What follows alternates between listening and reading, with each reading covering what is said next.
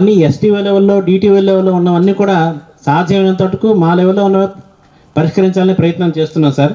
కొన్ని technical issues వస్తున్నాయి, అవి సిఎఫ్ఎంఎస్ దృష్టికి కూడా మేమే తీసుకెళ్తున్నాం సార్. అవి నాకు తెలిసి మా సబ్సిడరీ లెవెల్లో కానీ 8 సబ్సిడరీస్ ఉన్నాయి సార్ మాకు. ఇక్కడ ఎక్కడ కూడా పెన్షన్స్ ఇబ్బంది పడుతున్న వాతావరణం అయితే నాకు కనిపించలేదు సార్. ఎందుకంటే నేను యాన్యువల్ ఇన్స్పెక్షన్కి వెళ్తున్నాను, వెళ్ళిన ప్రతి చోట పెన్షన్స్ అసోసియేషన్ కూడా కలవడానికి ప్రయత్నిస్తూ ఉన్నాను సార్. ప్రతి వాళ్ళు చెప్పేది మాకు సబ్సిడరీలో మాకేం ఇబ్బంది లేదనే చెప్తున్నారు. అయితే ఉంటాయి సార్, నేను ఇబ్బంది లేవని చెప్పను. నేను కొన్ని టెక్నికల్ ఇష్యూస్ ఉంటాయి సరే. ఫైనాన్షియల్ మ్యాటర్స్ మనం మాట్లాడే విషయం కాదు, అది మీరు గవర్నమెంట్తో డైరెక్ట్గా తెలుసుకోవాల్సిన విషయాలు. అలాగే పూజ్యులు పెన్షన్లందరికీ ప్రాతస్మరణీయులు నకారా గారి చిత్రపటానికి పూలమాలు వేసి సత్కరించుకోవడం పెన్షన్లందరికీ మీలో ఉన్న సంస్కారాన్ని తెలియజేస్తుంది. అది ఎందుకంటే మీకే కాదు, మీ తర్వాత తరం వాళ్ళు మేము కూడా ఉన్నాం మీ వెనకాతలే. మీ దగ్గరికి వస్తే మా ఇంట్లో మా అన్నదమ్ములకు అక్క చెల్లెల దగ్గరికి వచ్చినట్టుగా అనిపిస్తుంది మాకు. అలాగే మీ అందరి ఆశీస్సులు మాకు ఎప్పుడూ ఉండాలి. పెన్షన్స్ సేవ చేసే భాగ్యం ఒక్క ట్రెజరీ శాఖకే దక్కింది. దాన్ని సక్రమంగా నిర్వర్తించడానికి మా శాయశక్తిలో ప్రయత్నిస్తాం సార్. అలాగే ఎలాంటి సమస్యలు ఉన్నా సరే పెన్షన్ సంబంధించి నిర్మోహమాటంగా నిర్భ్యంతరంగా మా దృష్టికి తీసుకురావచ్చు సార్.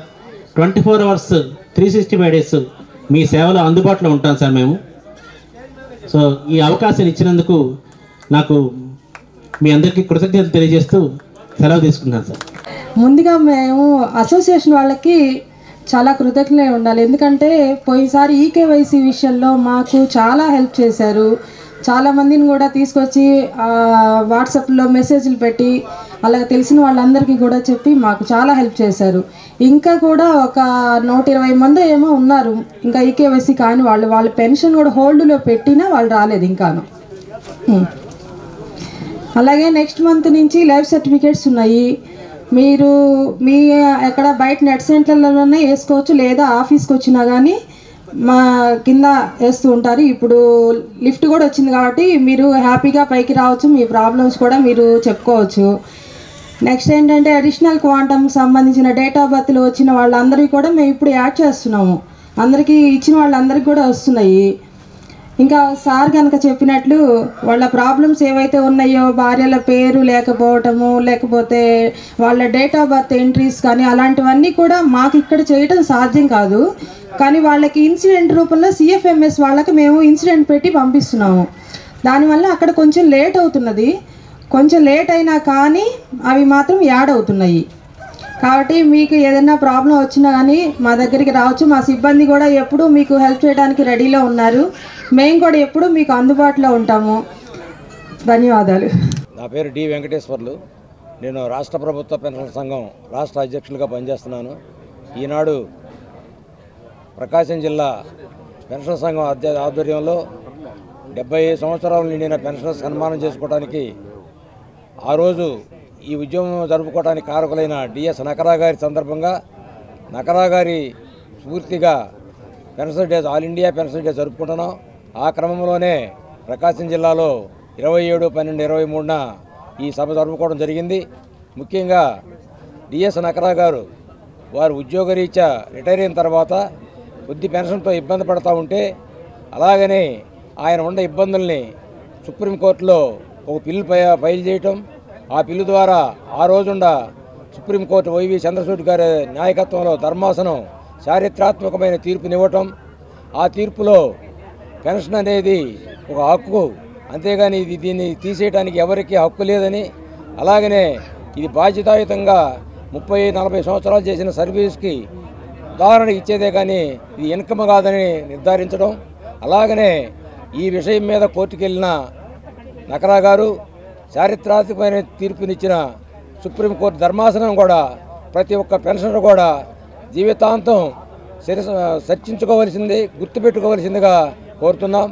ఆ క్రమంలోనే వీరు చేసిన సహాయాన్ని పెన్షన్ మర్చిపోకుండా వారి గుర్తుగా ఆ రోజు సుప్రీంకోర్టు జడ్జిమెంట్ 17/12/1982 రావటం, అలాగనే ఆ క్రమంలోనే ప్రతి సంవత్సరం డిసెంబర్ 17వ తారీఖున పెన్షన్ డే జరుపుకొని దాని కారకులైన నగరా గారిని కూడా మనం గౌరవించుకుంటున్నాం.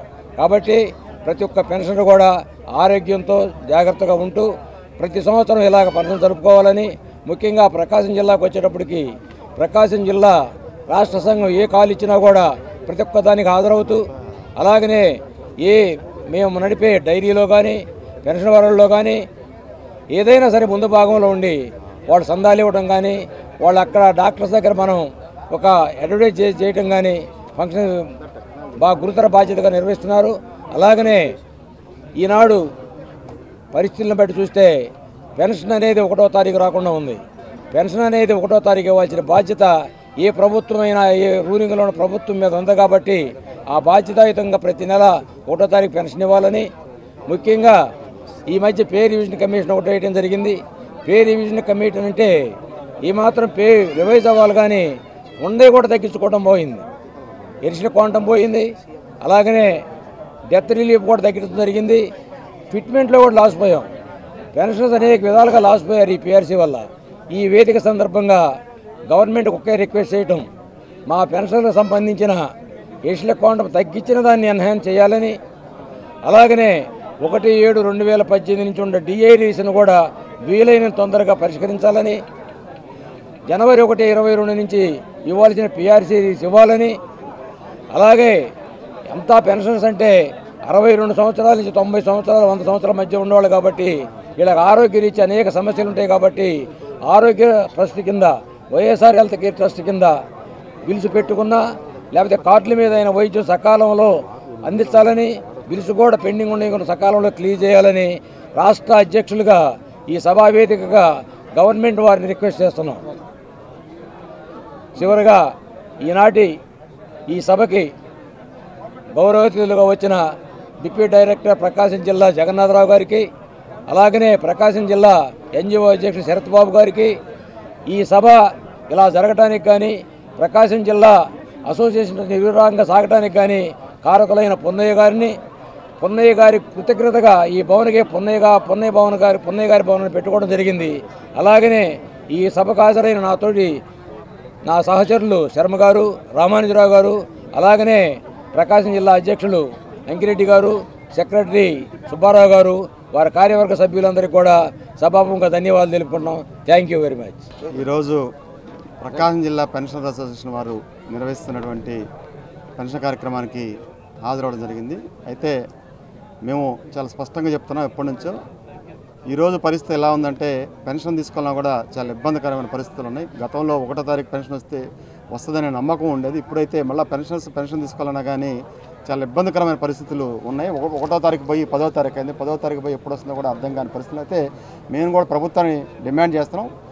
ఉద్యోగుల కన్నా కానీ 1వ తారీఖే పెన్షన్ ఇవ్వాలని కోరుకున్నాం. ఎందుకంటే వాళ్ళు రిటైర్ అయిన తర్వాత వాళ్ళ ఆరోగ్య సమస్యలు కానీ వాళ్ళ కుటుంబ పరిస్థితులు కానీ చాలా దారుణమైన పరిస్థితుల్లో ఈరోజు ఉంటున్నాయి. ఎందుకంటే దాదాపు వాళ్ళకి వచ్చే పెన్షన్లోనే 50% ఈరోజు వాళ్ళు పెన్షన్ ఖర్చు పెట్టుకొని మందులకి కానీ వాళ్ళ అవసరాలకు కానీ ఖర్చు పెట్టుకోవాల్సి వస్తుంది పెన్షన్.